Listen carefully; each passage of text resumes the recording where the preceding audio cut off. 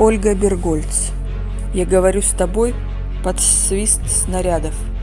Читает Артемьева Елена.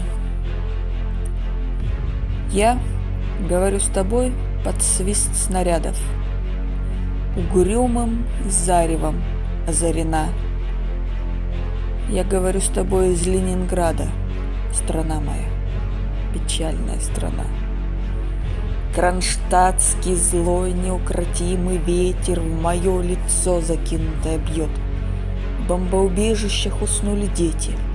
Ночная стража встала у ворот. Над Ленинградом смертная угроза. Бессонные ночи.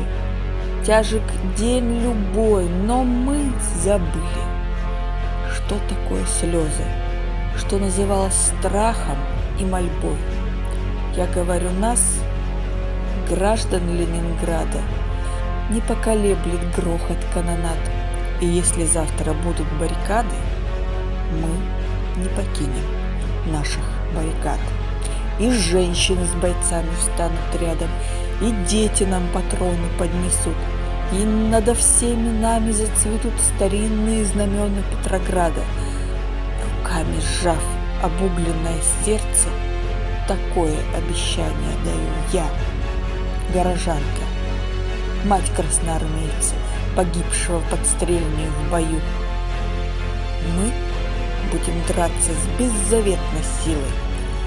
Мы одолеем бешеных зверей.